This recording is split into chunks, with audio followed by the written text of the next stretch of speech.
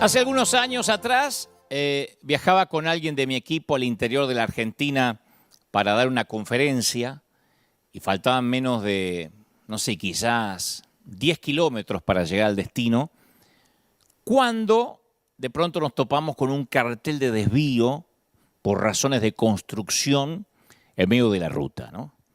Ya estaba oscureciendo, en ese entonces no existía el GPS, o por lo menos no teníamos acceso a uno, el GPS, y terminamos en un camino desértico de tierra, en medio de la nada, sin saber cómo regresar a la ruta principal, y nos desviamos a 2 horas de distancia de donde debíamos haber llegado. Y eso es lo que sucede con los desvíos, que nos llevan por el camino más largo, aunque el cartel diga, disculpe las molestias. Desvío, disculpe las molestias. Ya de por sí los desvíos en el tránsito o en el tráfico son frustrantes. Pero al menos en algún momento sabemos que vamos a regresar a la ruta principal. Pero esos meses y años que nos desvía la vida, esos sí son agotadores. Diego y Cintia están por cumplir 5 años de novios. Se conocieron en la iglesia. Una tarde, mientras que están mirando una película juntos, parece que Diego está nervioso, como si quisiera hablarle algo delicado a su novia. Y por fin dice con timidez, ¿qué pensás, Cintia, si vos o yo saliéramos con otra persona? Esto de querer casarnos tan pronto, no sé, me da un poco de miedo. Y ahí se entera Cintia de que su novio ya salió con otra persona. Cintia iba viajando por la ruta, creyendo que el casamiento estaba a 200 metros, cuando de repente encuentra un prohibido el paso, disculpe las molestias, desvío. Hay un desvío. Y no sabe hasta dónde la va a llevar este desvío. Siente que desperdició 5 años de su vida. ¿Hasta cuándo tengo que seguir ahora por este desvío antes de llegar a la calle noviazgo para tomar después la intersección relación seria y finalmente llegar a la ciudad del matrimonio? ¿Hasta cuándo tengo que viajar para volver a este punto en el que creí que estaba? Disculpe las molestias. Carlos está en el aeropuerto, espera sentado porque parece que se le abrió una oportunidad de trabajo en España. Y bueno, la buena noticia es que tiene una entrevista de trabajo, la mala es que es en España. Y él no tiene nada en contra de España. La cosa es que nunca estuvo ahí, porque desde la secundaria, la universidad, Buenos Aires ha sido su hogar. Y ahora tiene 54 años y había estado viajando por la ruta del trabajo seguro, la jubilación esperada, pero de repente se dio la cara contra un cartel que decía calle cerrada, desvío. Disculpe las molestias. Y ya no es un chico, tiene 54, una vida armada en su país, sus amigos, sus cosas, y ahora tiene que tomar un desvío que quizá no lo traiga de vuelta nunca más. Disculpe las molestias. Y claro, hay muchos otros tipos de desvíos, incluso peores. Cuando pensaba en este mensaje, o el Señor me daba este mensaje, se me venía a la mente el desvío del cáncer. El desvío de un divorcio que no querías. El desvío de la falta de dinero y recursos. El desvío de un hijo o una hija que no quiere verte. Y algunos han estado recorriendo el camino del desvío durante tanto tiempo que hasta se preguntan siquiera si siguen en el mismo mapa. Y entraron o entramos en una nueva normalidad, sin la menor idea de cuánto falta para regresar al camino original. Y pensemos en Abraham. Yo pensaba en Abraham estos días, por ejemplo, porque yo me identifico mucho con Abraham porque parece un tipo ordinario, común. Digo, no se dice nada demasiado espectacular sobre él, ningún don especial, no es un líder carismático, ni que aparentemente tuvo grandes logros. Es un tipo común y corriente como nosotros la primera vez, al menos que aparece en escena. Y es importante que entendamos esto porque cuando pensamos a veces en personajes bíblicos como él, tendemos a imaginar que los tipos se la pasaban sentados esperando a que Dios le hablara o encima del monte orando todo el tiempo. No, Abraham tiene una vida establecida, una esposa, una familia extendida, se había hecho de un nombre en su comunidad y posiblemente estaba pensando en cómo cubrir las necesidades de su jubilación mientras mantenía su casa. Y a mí se me ocurre que es posible que haya sido durante una de esas noches sin poder dormir, que piensa cómo me voy a jubilar y cómo voy a pagar mi casa, en que Dios interrumpió su vida y le dice en Génesis 12:1, vete de tu tierra y tu parentela, de la casa de tu padre, a la tierra que te mostraré. Y en otras palabras, Dios le dice, anda saliendo y vemos qué pasa. Porque no le da más información, ¿no? Si hay algo creo que puede llevar a nuestros hijos a la cima de la frustración es escuchar a sus padres decir las temibles palabras, vamos a ver qué pasa. Yo las odiaba, esas palabras, esas frases eran odiosas para mí. Aparte era la frase que mamá usaba para no comprometerse demasiado, ¿no? Yo decía, mamá, mañana vamos al zoológico. Qué sé yo, pueden pasar tantas cosas de acá hasta mañana. No, pero vos me dijiste que vamos al zoológico y vamos a ver qué pasa. Mamá, ¿me vas a comprar la zapatilla nueva? Qué sé yo, vamos a ver qué pasa. Papá, vamos a salir a pescar. Qué sé yo, vamos a ver qué pasa. Entonces, yo pienso que mis padres debieron ser políticos, porque nunca se comprometían con nada. Claro, los chicos quieren saber ahora. Y la realidad es que a los adultos tampoco nos gusta la ambigüedad, ¿no? No nos gusta lo desconocido. Queremos saber qué va a pasar, queremos saber cuándo va a pasar y qué tenemos que hacer para asegurarnos que pase rápido, ¿no? Por eso, yo cuando pienso en Abraham, de alguna manera Dios le dice, Abraham, toma este desvío y vamos a ver qué pasa, ¿no? ¿Cómo vamos a ver qué pasa? Yo me imagino a Abraham diciendo, ¿cómo vamos a ver qué pasa? Estamos hablando de mi vida. ¿Cómo? Mudate, salir de la tierra y la parentela. ¿Cómo vamos a ver qué pasa? Y yo pienso que quizás tal vez alguna vez te viste obligado a abandonar esa ruta conocida, la que estaba llena de carteles señaladores, la que tenía las gasolineras, las estaciones de servicio, y tomaste un desvío. Y ahora capaz que estás en una situación en la que no sabes dónde vas. Tal vez oraste, Señor, ¿cuándo mi matrimonio va a ser más fácil? ¿Por qué se me hace tan difícil? ¿Cuándo se va a facilitar esta relación? O tal vez dijiste, Dios, ¿cuándo podré irme a dormir en la noche sin preocuparme por la plata? Harto de todas las noches pensando cómo voy a pagar mañana. Harto de mirar el calendario y no poder disfrutar que vienen las vacaciones, por ejemplo, sino que estar pensando, uy, se vence esto, se vence aquello lo voy a pagar una vez que se venció, esta luz no me la van a cortar, ¿cómo hago para pagar los impuestos? Hartos de acostarme y pensar cuándo voy a tener dinero. No pretendo que me sobre, pero por lo menos para pagar lo básico. Otros dicen, Señor, ¿cuándo vamos a tener un bebé? Se nos está pasando la vida. Los trámites de adopción son un parto, literalmente. Peor que un parto, porque el parto dura, obviamente, lo natural, pero los trámites de adopción pueden extenderse meses, años. Entonces ni puedes ni adoptar y aparentemente no puedes concebir. Otros dicen, ¿cuándo conoceré a alguien que me ame y con quien pueda compartir mi vida? Me siento solo, me siento sola, no sé si siquiera si tengo la capacidad de amar. Otros dicen, Dios, ¿cuándo voy a recuperar mi salud? Ya ni me acuerdo lo que era levantarse en la mañana y sentirse sano. Y tal vez la única respuesta a todas esas preguntas es, vamos a ver qué pasa. Vamos a ver qué pasa, como decían mis viejos. Si es así, probablemente tengas una idea de cómo se sintió Abraham. Y sin embargo, a pesar de las ambiguas que fueron las órdenes de Dios, Abraham obedeció. Ahora bien, Abraham obedeció como Dios le dijo, ¿no? Hizo lo que Dios le dijo que dijera. Yo supongo que pensó, bueno, si tomo el desvío que Dios me dice, si salgo de mi tierra y mi parentela, tiene que venir la recompensa, ¿no es cierto? Digo, Abraham debió haber asumido que una vez que obedeció y tomó el desvío, en cuestión de días retomaba la ruta original. Porque es así lo que pensamos la mayoría de nosotros, que así es como Dios opera, ¿no?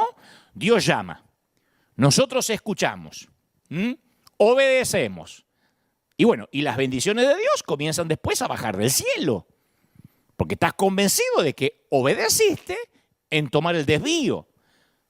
Ahora espera que Dios haga su parte y bendiga tus planes. La mayoría pensamos así. Pero mirá lo que le pasó a Abraham después de haber obedecido a Dios. Dice la palabra, hubo entonces hambre en la tierra. Y descendió Abraham a Egipto para morar allá, porque era grande el hambre en la tierra. Entonces, en otras palabras, Dios le dice, desvío, disculpe las molestias. Uno piensa que los desvíos vienen sin molestia, pero por algo en los carteles ponen desvío, disculpe las molestias. Abraham escuchó, obedeció y se desvió. Pero Dios no lo bendijo. Digo, por lo menos de manera inmediata. Es más, lo que le ocurre a Abraham es una calamidad, una hambruna severa que lo obliga a moverse otra vez y a Egipto, que estoy seguro que no eran los planes iniciales. Y yo he descubierto que la mayoría de nosotros, y lo hemos hablado acá un par de veces, tiende a reducir a Dios a lo que es seguro y predecible. Lo que concuerda con nuestro sentir de lo que creemos que es justo y correcto. Entonces continuamente somos tentados a formular ecuaciones que predicen lo que Dios va a hacer. Bueno, si yo hago tal cosa, entonces Dios va a hacer esto otro. Yo ya le obedecí a Dios, ahora Dios me tiene que bendecir. Sin embargo, hay un tema fundamental a lo largo de toda la Biblia que, aunque ciertamente Dios es justo, es cualquier cosa excepto seguro y predecible. Abraham transitó la nueva normalidad de este desvío por muchos años. Y yo imagino, digo, que hubo momentos en los que quiso gritar a voz de cuello, Señor, yo renuncié todo por vos. Yo arriesgué todo lo que tenía seguro. Yo tenía un nombre, una reputación, una familia. ¿Y ahora qué me quedo? ¿Qué tengo? En medio de la hambruna, no se termina más. No era una pandemia, pero una hambruna que no se terminaba nunca. Y todo lo que Abraham recibe como respuesta es, vamos a ver qué pasa. Disculpa las molestias. Hablando de viajar con niños pequeños,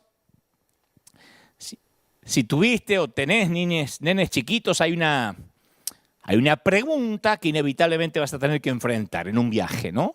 Por la ruta. Los niños la van a hacer enseguida, con frecuencia, hasta con cierto lloriqueo, con una pasión obstinada, la van a hacer, aunque le adviertas que no quieres escuchar más esa pregunta, la van a hacer como si tuvieran la obligación legal de hacerla. ¿Sabes cuál es, no? Ya llegamos, pa, ya llegamos, ma, llegamos, ya llegamos, falta poco, ya llegamos.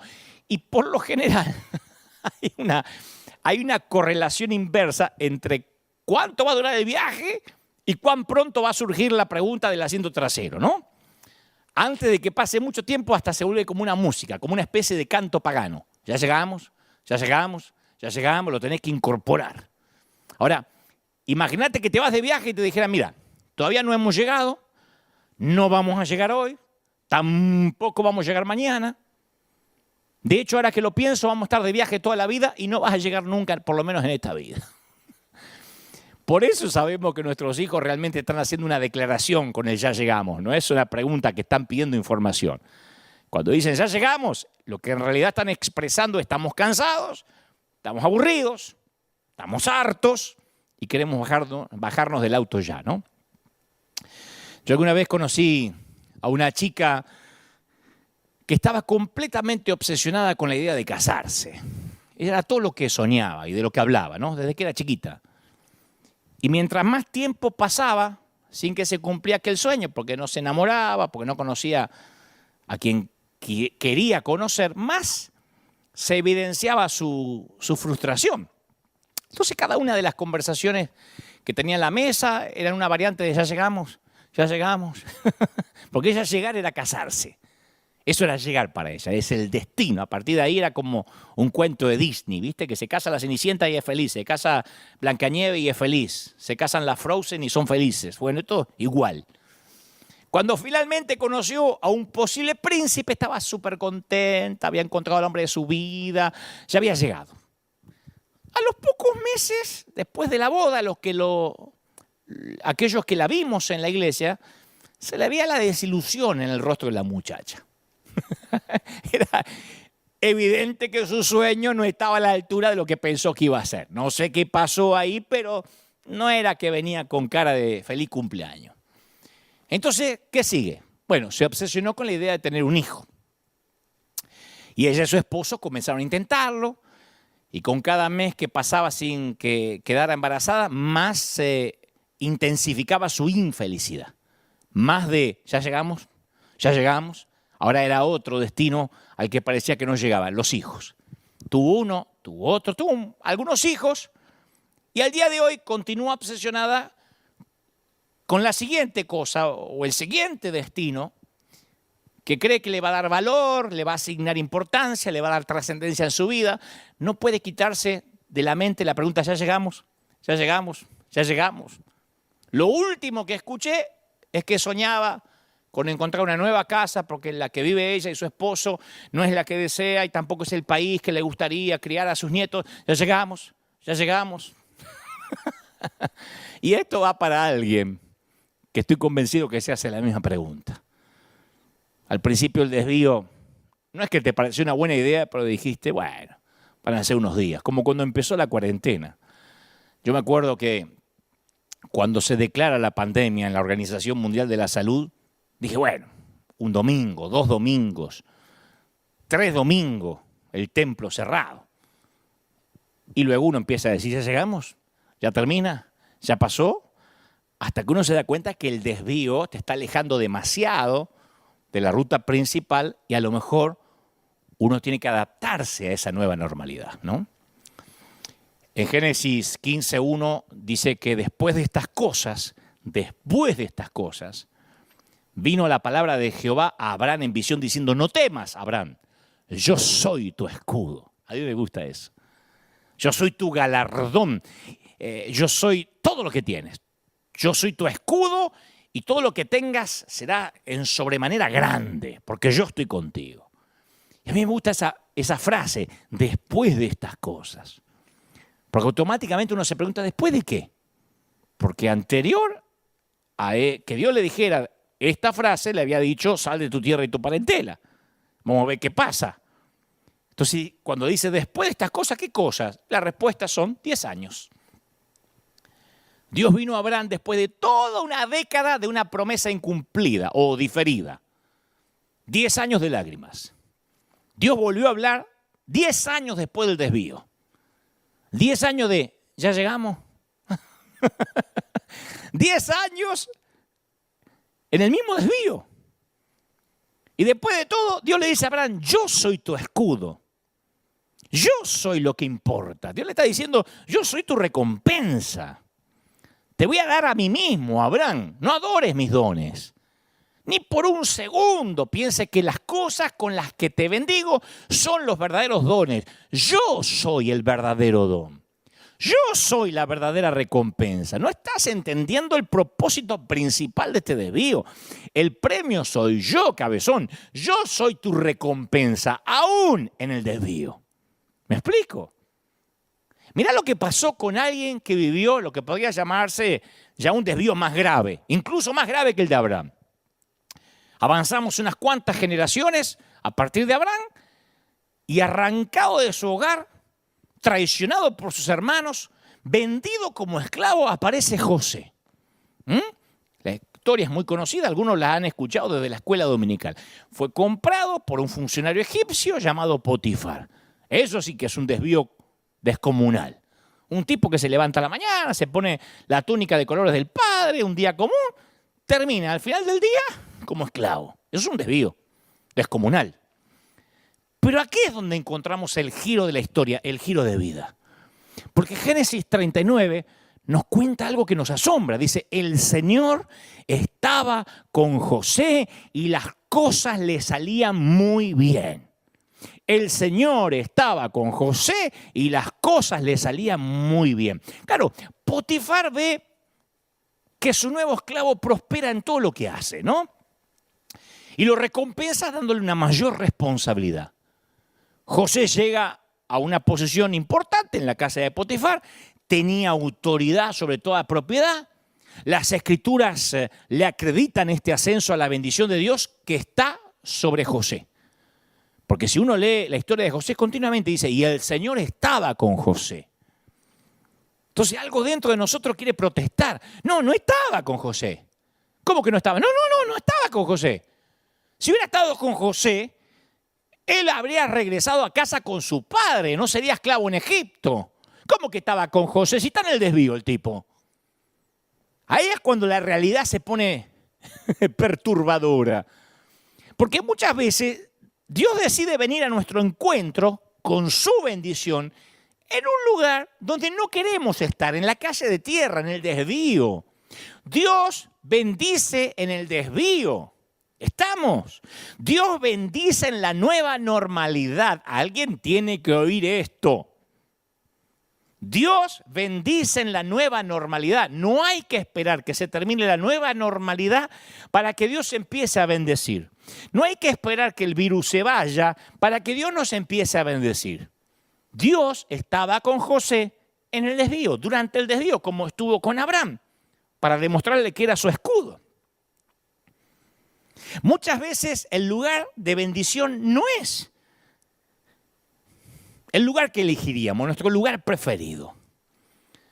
Y al leer sobre la prosperidad de José en casa de Potifar, hay que prestar atención a dos niveles de fidelidad que implica este relato. Porque nos impacta el hecho de que Dios fuera fiel durante el desvío de José, pero también la fidelidad del mismo José en el desvío. José también fue fiel en el desvío. No es un tema menor. Recordad que podemos salir de esta nueva normalidad de una de las dos condiciones, de dos maneras, una de dos maneras. La decisión es nuestra. Nosotros decidimos cómo nos posicionamos en este desvío. Podemos cerrar el corazón como lo hicieron los israelitas o abrirlo como hizo Moisés. ¿Qué hizo José? Decidió cooperar con Dios en este desvío. Decidió cooperar. En medio del dolor, en medio de la traición, la tristeza de echar de menos su papá, su hogar, José abrió su corazón para recibir la bendición de Dios. ¿Dónde? En el desvío. Observa que la fidelidad de Dios no se manifiesta en forma de misión de rescate.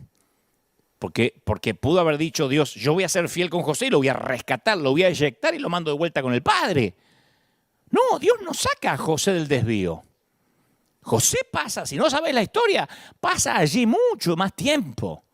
Es más, José nunca saldrá del desvío. José nunca saldrá de esta nueva normalidad. José nunca regresará a la ruta original por la que viajaba en su vida. José morirá en Egipto. Y antes de morir pedirá que sus hijos lleven sus huesos de regreso a Canaán y allí los sepulten. Pero vivo no sale del desvío.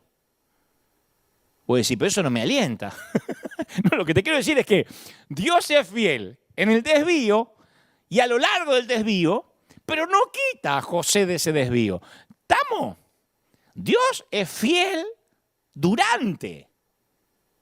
Necesariamente no lo quita del desvío. Entonces la pregunta es, ¿y si Dios quiere estar presente y ser fiel en ese desvío que estás viviendo? Si Dios decide que su presencia esté allí, con su potencia, cuando estás en el lugar que menos quisieras, en ese desierto, claro, podemos protestar, pero no, yo no quiero la bendición en este lugar. Yo la quiero en otro lugar, la bendición. ¿Ya llegamos? Yo la quiero allá, no la quiero acá. Yo no quiero la bendición de Dios en Egipto. Quiero la bendición de Dios en Canaán. No quiero prosperar en la casa de Potifar. No me importa un cuerno prosperar en la casa de Potifar. Yo quiero prosperar en la casa de Jacob. Y nuestro anhelo, por profundo que sea, no va a cambiar la realidad. Entonces la pregunta, insisto, ¿abriremos nuestras vidas a su obra, a su bendición, incluso cuando estamos donde no queremos estar? ¿Te puede Dios bendecir en esa casa donde no querés vivir más? ¿Dios puede estar con vos en esa ratonera que te tienen en el trabajo, donde ni siquiera te puedes mover, no te aumenta, ni donde cada vez que querés ver a tu jefe se te revuelven las tripas? ¿Puede que Dios esté con vos ahí? Porque Dios estuvo en el desvío con José. Y José es fiel, es diligente en sus tareas en la casa de Potifar. Se aplica, aunque es obvio que en su corazón sufre. ¿Cómo no? Echa de menos su hogar. No nació y dijo, mi sueño es ser esclavo. Yo puedo imaginar la tentación de José cuando lo llevan a la casa de Potifar de decir, mira, yo no nací para ser tu asqueroso esclavo. Yo soy el hijo preferido de un nómade rico de Canaán. Vamos a ver la ropa que tengo. Yo me he visto con Armani, me he visto con Hugo Boss. Tengo hasta túnicas de colores que mis hermanos ni siquiera van a soñar tener. Esto es un desvío, yo no pertenezco a este lugar. No es lo que sucede en la historia. José sirve a Potifar y trabaja duro. Y esto es algo importante, parece infantil, pero en nuestra normalidad, o en esta nueva normalidad, en el desvío, a veces sucumbimos ante la tentación de querer evadirnos. Cuando estamos donde no queremos estar, no siempre es fácil.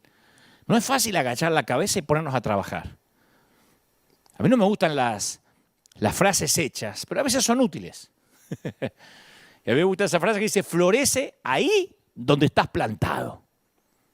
A donde te plantaron tienes que florecer.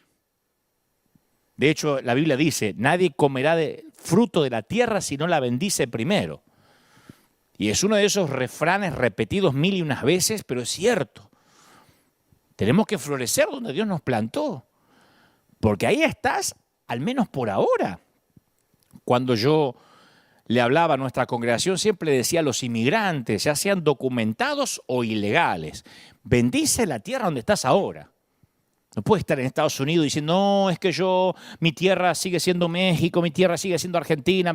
Bendice la tierra donde estás porque no vas a comer de su fruto. Por ahora te toca acá. Capaz que podés volver, capaz que no, pero por ahora esta es la tierra que te toca. Si no, uno vive con mente de inmigrante, vive la vida sin desempacar. ¿Viste cuando uno va a un hotel y sabe que tiene que salir al otro día temprano porque tiene una conexión aérea? Uno no desempaca, no llena los cajones con ropa. Abre la maleta y va picoteando ahí la ropa que necesita. Pues no se puede vivir picoteando los calzones y las medias con la maleta abierta y nunca desempacar en la vida. No, porque mi corazón no está acá. Hay un momento que uno tiene que bendecir el sitio donde Dios lo planta. Y vos decís, pero yo no me quiero morir acá. Y yo tampoco quiero morirme en un desvío. Pero podemos desperdiciar semanas y meses deseando ser alguien más o vivir en otro lugar, pero mientras se nos va entre los dedos este tiempo precioso. No perdamos el milagro de ser nosotros.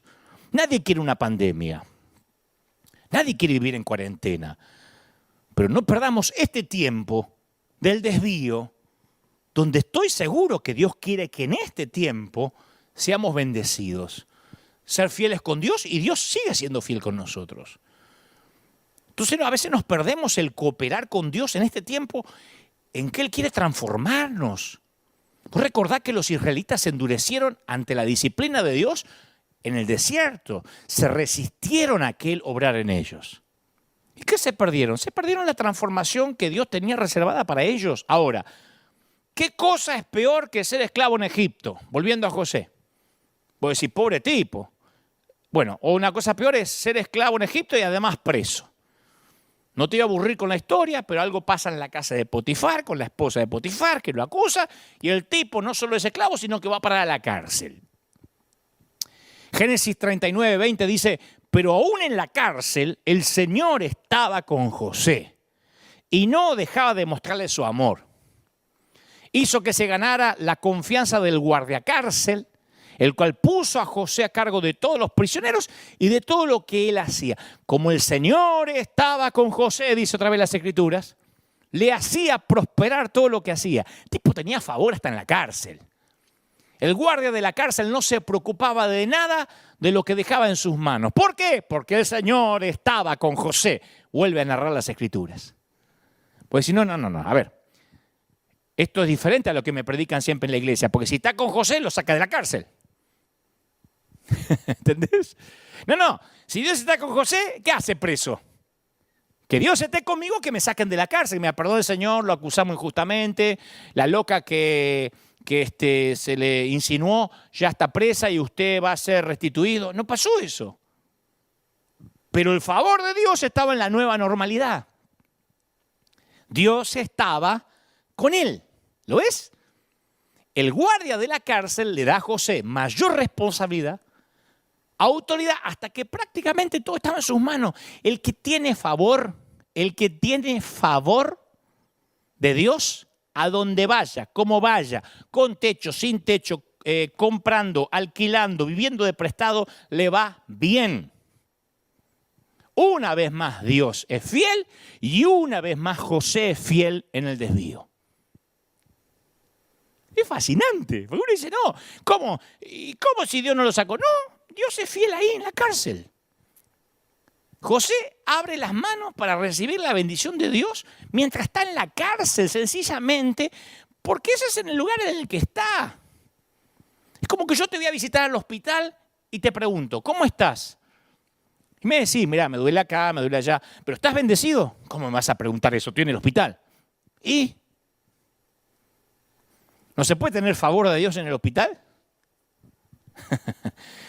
Te están desalojando porque no podés pagar. Estás con todos los muebles en la vereda, en la calle, viendo dónde vas a ir a parar. Yo te digo, ¿y? ¿Estás bendecido? Pero me está faltando el respeto, ¿no ves que no tengo dónde vivir? ¿Y qué? ¿No puedes tener favor de Dios? ¿No puede ser Dios fiel en la nueva normalidad? Dios no rescata a José del desvío de la cárcel de manera inmediata, sino más bien parece que lo está rescatando mientras está ahí. ¿Ves cómo la fidelidad de Dios en tiempos de dificultad surge de la confianza? Si no confiamos en Dios, ¿para qué ser fieles cuando llegamos a un desvío y las cosas se ponen difíciles? Si vos confías, decís, mira, no entiendo por qué me toca esta temporada de pandemia, por qué me toca esta temporada que me entubaron, no entiendo por qué me toca esta temporada sin plata, pero yo confío en el Dios que tengo. No sé si me va a tocar morir en la cárcel o mis días terminan en un hospital, pero tengo favor. Yo quiero darte una palabra de aliento. Si encontrás que tomaste un desvío y no sentís que hay un cimiento o que esto no tiene que ver con una historia con Dios, no lo veas como una desventaja, porque Dios va a levantar ese cimiento en tu vida en este desvío, precisamente en esta nueva normalidad. Por eso pasa lo que pasa. Yo estoy convencido que lo que ocurrió en esta pandemia es porque Dios quería tratar, entre otros, con la iglesia de Cristo en general. Estoy convencido. Estoy convencido que la iglesia pasó por un tamiz, que se coló. Que los fieles, los que tenían una relación con Dios por lo que eran y no por lo que hacían, se aferraron más de Dios. Aquellos cuya identidad cristiana estaba ligada con el hacer, si yo no canto, si yo no toco, si yo no predico, me siento morir, esos se dieron cuenta que no tenían una relación con Dios, se percibieron de su raquitismo espiritual. Yo estoy convencido de que esta pandemia vino para Dios demostrar su favor, para demostrar que con los que confiaban en Él seguía siendo fiel durante el desvío. Yo no puedo dejar de pensar que de no ser por la pandemia, nosotros, hablo de River, nunca habríamos transmitido al mundo entero. Nunca. Porque colgábamos el mensaje, después que yo predicaba, en la semana se ponía el mensaje, teníamos algunas vistas, pero nunca se nos ocurrió, vamos a transmitir en vivo al mundo. Yo decía, bueno, esta es la iglesia de la cual tengo por providencia divina que estar al timón y a ellos les voy a predicar y después, bueno, el que lo quiera ver ahí está en YouTube. Nunca se nos ocurrió. Nuestra iglesia se mantenía como la mayoría con los servicios dominicales y eso no bastaba para subsistir como congregación y afectar a nuestra ciudad. Pero la pandemia dio inicio a una serie de acontecimientos que irreversiblemente dieron inicio a otros sucesos. Fue un efecto dominó. Y te digo una cosa, ni en el mejor de nuestros sueños habríamos pensado que una iglesia hispana como la nuestra tenía la capacidad de enviar más de 6 millones de dólares en ayuda al resto del mundo durante el 2020. Dios sabe con qué corazón cuento esto. Alguno puede decir, ¡ay, qué agrandado! Está haciendo alarde. No, esto alarde si fuera que los sacamos de las cuentas bancarias propias, privadas. Teníamos ese dinero guardado y lo repartimos. No, esto es crédito a Dios. Nosotros teníamos para sobrevivir con el edificio cerrado 2, 3 semanas. De repente empezamos a vaciar nuestras tinajas y el aceite empezó a venir. Y Dios dijo 12 canastas llenas. Y en términos metafóricos esas canastas empezaron a rebosar. Más venía, más sembramos. A la fecha, yo te dije nada más que el 2020, a la fecha llevamos casi 7 millones de dólares en ayuda al resto del mundo. ¡Una iglesia hispana! Dudo que alguna iglesia gringa haya invertido eso durante la pandemia. La mayoría trató de ahorrar, de pedir préstamos al gobierno, de cómo le pagamos a la plantilla de empleados. Nosotros dijimos, vamos a sembrar. Y no porque seamos mejores, sino porque creímos como niños. Y yo me he preguntado a veces si todo eso hubiese ocurrido sin los desvíos que nos obligaron a cerrar el edificio temporalmente. Para nosotros el desvío de la pandemia fue lo mejor que nos pasó en toda nuestra vida ministerial. No es a expensa de los otros, fue el proceso que Dios usó para demostrar que es fiel y que nosotros también nos mantuvimos en esa fidelidad. Cuando Dios nos dijo en enero del 2020, cuando se hablaba de que un murcielaguito por ahí estaba contaminando a algunos chinos, Dios nos habló acá que el 2020 sería el año de mayor cosecha para River. Y lo dije, ese fue el lema. Algunos salieron diciendo por ahí después, cuando la pandemia se desató, aquellos que decían cosecha, ¿dónde está la cosecha? Nosotros vivimos la mejor cosecha.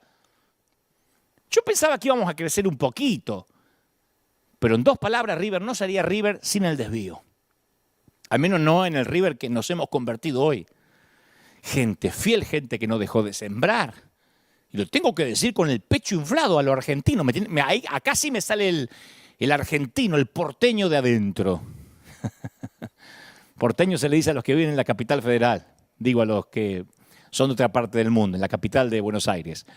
Acá me sale el argentino de adentro, porque, digo, nuestra iglesia se mantuvo fiel, sembró, aumentamos en las finanzas, se sumaron miembros virtuales desde todo el mundo, empresarios enviaron dinero, sigan ayudando, sigan bendiciendo. Nació el proyecto Honra, empezamos a construirle casas, refaccionarle las casitas a los abuelos en distintas partes del mundo, amueblamos 3 a 4 casas completas con muebles y electrodomésticos a estrenar todas las semanas aquí a nuestro alrededor. Enviamos dineros y finanzas a todos los países, incluso Europa. Mantenemos obras misioneras en África, en la India.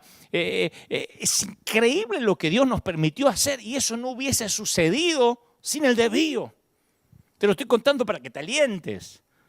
Ya nos había pasado cuando la Catedral de Cristal se vendió y el Ministerio Anglo dijo, vayan con Dios. Claro, nosotros éramos el departamento hispano de la Catedral de Cristal. Nos mandaron con una estampilla en la nuca. Y fueron 3 años de desvío. De deambular por hoteles, por salones. No había una iglesia que nos quería alquilar o rentar. Y yo pensé, no vamos a volver más al camino original. No había manera. Gastamos una fortuna cada fin de semana alquilando, rentando un hotel. Yo dije, no podemos ahorrar ni un peso para poder comprar un localcito. Pero sin aquel desvío, hoy seríamos un departamento hispano y no una iglesia independiente con su propio edificio, con su propia arena, porque este edificio es nuestro. El desvío es para mostrar el favor de Dios. Alguien tiene que decir amén.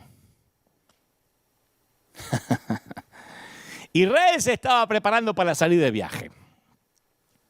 Te hablé de Moisés, te hablé de José, termino con Israel. De acuerdo a lo que Dios le describió a Moisés, consistía en dos partes. Sacarlos de ese país, refiriéndose a Egipto, al hambre, a la esclavitud, para llevarlos a una tierra buena y espaciosa, donde abunda la leche y la miel. Salir de una tierra y entrar en otra. ¿Estamos? Pero no esperaban los tipos que iba a durar tanto. Una vez fuera de Egipto, lo único que tenían que hacer era cruzar la península del Sinaí. Eran, dicen los geógrafos, que son 300 kilómetros aproximadamente. 300 kilómetros. En auto, hoy lo haces en 2 horas. Un poquito, 2 horas y 15. Ellos podían haber hecho en cuestión de semanas, 300 kilómetros. Pero en su mente Dios tenía un desvío.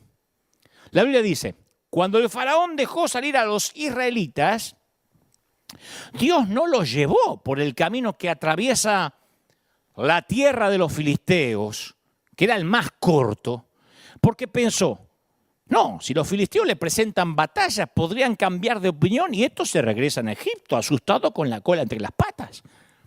Entonces, dice las Escrituras, les hizo Dios dar un rodeo por el camino del desierto en dirección al Mar Rojo. Ese es el Dios que precisamente por amar a su hijo, a sus hijos, se rehúsa a tomar la ruta fácil, la que tiene peaje, la que tiene varios carriles. Debido a la falta de fe que tuvieron, a su temor, los hizo ir por un desvío. Y les dijo, sepan disculpar las molestias. Y empezaron, ¿ya llegamos? Ya llegamos, imagínate. Claro, está toda la nación reunida y finalmente llega el día en que esperaron durante 400 años. Están listos para partir en su viaje a casa. Ninguno de ellos estuvo en ese lugar antes, pero no les preocupa la ruta, porque frente a ellos, ¿saben lo que hay? Hay una columna de nube y una columna de fuego. Y uno le dice al otro, che, es el mismo fuego que ardió en la zarza para Moisés y ahora está ardiendo para nosotros. Mirá el GPS, mirá el GPS que tenemos. Pavada de GPS tenían los israelitas. La columna empieza a moverse, doble a la izquierda.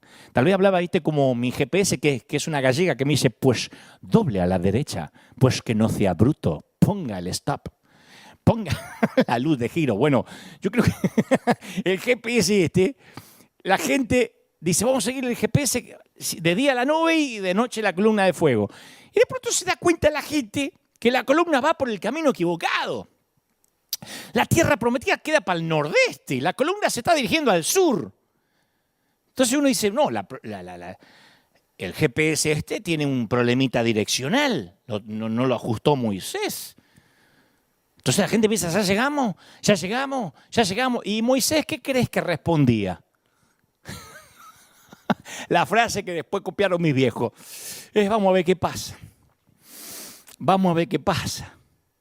¿Seguirá la gente a Dios si no comprende cuándo se termina el desvío?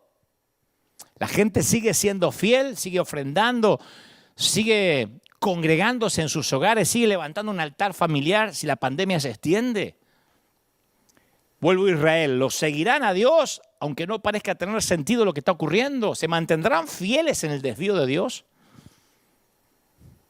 Dios guía a su pueblo por caminos indirectos. No se mueve precipitadamente, nunca está apurado. Esa es una de las características que más nos irrita.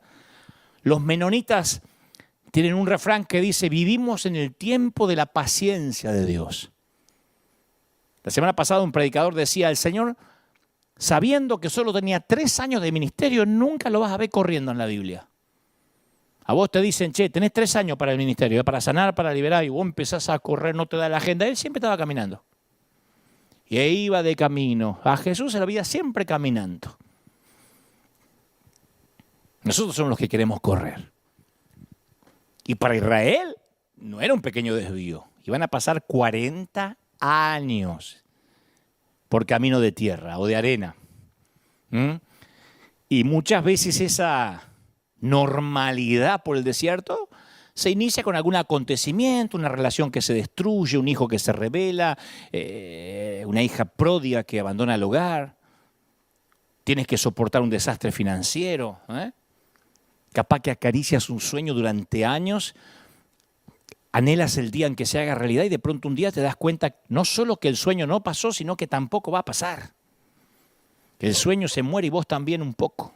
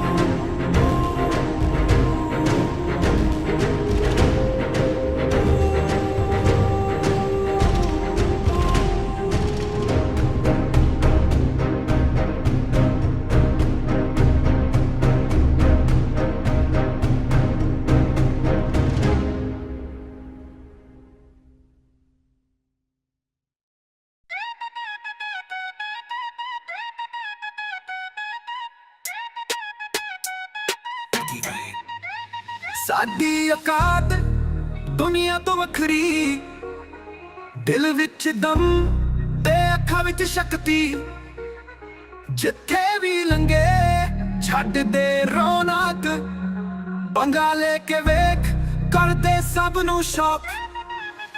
ਸਾਡੀ ਔਕਾਤ ਸਾਡੇ ਨਾਮ ਦਾ ਰਾਜ, ਚੱਲਦੇ ਜਿਹੜੇ ਵੀ ਬਣ ਜਾਵੇ ਅੰਦਾਜ਼, ਗੱਲਾਂ ਵੀ ਸਾਡੀ ਜ਼ਮੀਨ ਤੋਂ ਹਾਈ, ਸਾਡੀ ਔਕਾਤ ਕੋਈ ਨਾ ਕਰਦੇ ਟਰਾਈ। ਸ਼ਹਿਰ ਦੇ ਵਿੱਚ ਵੀ ਸਾਡੀਆਂ ਗੱਲਾਂ ਮਸ਼ਹੂਰ, ਸਾਡੀ ਚੱਲ ਚੱਲਦੀ ਜਿਵੇਂ ਹਵਾ ਦੀ ਧੂੜ, ਦਿਲ ਵੀ ਰੱਖਦੇ ਸਾਫ਼ ਤੇ ਵੱਡਾ, ਪਰ ਪੰਗਾ ਲਿਆ ਤਾਂ ਕਰਦੇ ਜੱਡਾ। ਸਾਡੀ ਔਕਾਤ ਸਾਡੇ ਨਾਮ ਦਾ ਰਾਜ, ਚੱਲਦੇ ਜਿਹੜੇ ਵੀ ਬਣ ਜਾਵੇ ਅੰਦਾਜ਼, ਗੱਲਾਂ ਵੀ ਸਾਡੀ ਜ਼ਮੀਨ ਤੋਂ ਹਾਈ, ਸਾਡੀ ਔਕਾਤ ਕੋਈ ਨਾ ਕਰਦੇ ਟਰਾਈ।